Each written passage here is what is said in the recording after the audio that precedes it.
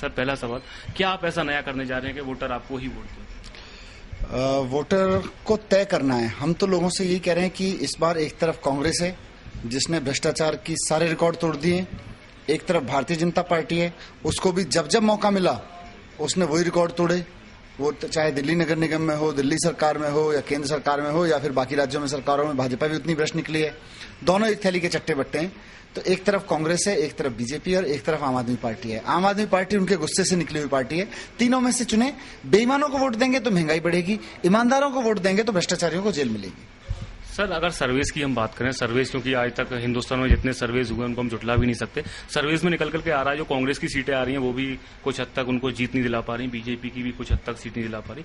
तो क्या कुछ ऐसा पैक्ट हो सकता है रिजल्ट आने के बाद अगर आपको जरूरत पड़ती है आपको सरकार बनाने किसी पार्टी? 6 महीने के अंदर अंदर हमने आम आदमी पार्टी ने जनता में इतना विश्वास हासिल कर लिया है कि इन सारे सर्वेज को लगने लगा है कि अब कांग्रेस और बीजेपी तो गई, इनकी किसी की सत्ता नहीं आती।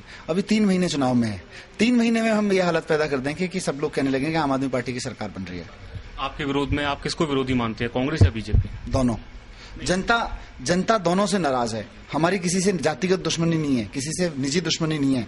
निजी दुश्मनी उतनी है जितनी एक सामान्य और आम आदमियों की है। मेरी भी उतनी है कि वो लोग बेईमान है, मेरे लिए बेईमान है, आम आदमी के लिए, सबके लिए बेईमान है। तो उतनी है, लेकिन सबसे है, सारे बराबर हैं। क्योंकि आप एक अहम सदस्य माने जाते हैं। अगर हम बात करें अरविंद केजरीवाल जी की, जब शीला दीक्षित सरकार की तरफ से जो बिजली कनेक्शन काट दिए गए थे, जो कि बिल जमा नहीं हुए थे, बिल्कुल ठीक बात है, बिल जमा नहीं हुए तो कनेक्शन कटेगा, और आपकी पार्टी द्वारा वो कनेक्शन जोड़े जा रहे थे, या आप कहाँ तक सही मानते हैं? वो सही है। ये तो कानूनी तौर पे तो कानून और गैर कानूनी क्या होता है? कागजों पे आप लिख दें कि आप किसी का मर्डर कर दो तो वो कानूनी हो जाता है? अमानवीय और मानवीय होता है। मानवीय ये है कि एक शीला दीक्षित बेईमानी करके अंबानी की गोद में बैठ के ना खेलें।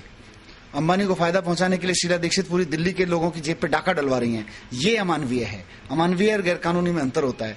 और गांधी जी ने भी कहा था, और मानवता ये कहती है कि अगर कोई कानून अमानवीय है तो उस कानून को तोड़ो, और 1000 बार तोड़ो, तब तक तोड़ते रहो जब तक कि वो बदल ना जाए। सर एक आखिरी सवाल कर लेते हैं।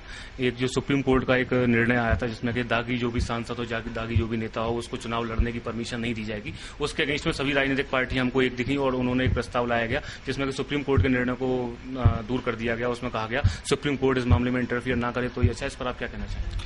सारी पार्टियां एक जैसी हैं। आरटीआई का मसला हो, दागी सांसदों को रखने का मसला हो, दागी लोगों को टिकट देने का मसला हो, बेईमानी का मसला हो, ठेके में कमीशन लेने का मसला हो, सारी पार्टियां अल्टीमेटली एक जैसी निकलती हैं। सब एक जैसा काम कर रही हैं। तो अब इसमें कुछ नहीं कहना है। सबने अपने आप को एक्सपोज कर दिया है। सर आजकल के चुनावों में यूथ की जो भूमिका काफी अहम है। आप हमारे चैनल के माध्यम से यूथ को क्या संदेश देना चाहेंगे, खासकर दिल्ली के जो आप चुनावों की बात करें उसमें आपके साथ किस तरीके से जुड़ सकते हैं, कैसे आपके साथ वो? मैं सबसे ये कहना चाहूंगा कि देश एक बड़े बदलाव के मौके पे खड़ा हुआ है।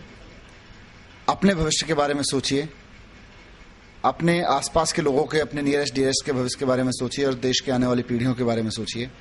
आपको समझ में आएगा कि आम आदमी पार्टी को वोट देना और जिताना क्यों जरूरी है। सर ये चैनल रीजनल है यूपी उत्तराखंड का, क्या आप इस चैनल से एक उम्मीद जताते हैं? क्या चैनल को करना चाहिए? क्या कुछ नया तौर पे इस मीडिया की जो भीड़ है इसमें आगे निकल के आना चाहिए? मैंने पहले भी बोला था आपके चैनल पे कि पत्रकारों को अपने बारे में थोड़ी सी गलतफहमी होती है। उनको लगता है कि हम तो बैलेंस रिपोर्टिंग करेंगे। बैलेंस रिपोर्टिंग कुछ होती नहीं है। जब लड़ाई सच और झूठ में होती है तो पत्रकारिता को सच के साथ खड़ा होना पड़ेगा। अगर पत्रकार बैलेंस होगा, बैलेंस होने का ड्रामा करेगा, तो वो कायदे में झूठ के करीब होगा। पत्रकारिता सच के लिए होती है, ना कि बैलेंस होने के लिए होती है। अगर आप सच से दूर जाएंगे तो आप पत्रकारिता के साथ भी अन्याय कर रहे होंगे, आप जनता के साथ भी अन्याय कर रहे होंगे, आप दुनिया के साथ अन्याय कर रहे होंगे। आपकी पत्रकारिता सच के करीब होनी चाहिए, वो चाहे बैलेंस हो या ना हो। तो सर जी बहुत बहुत धन्यवाद समाचार 24 से जुड़ने के।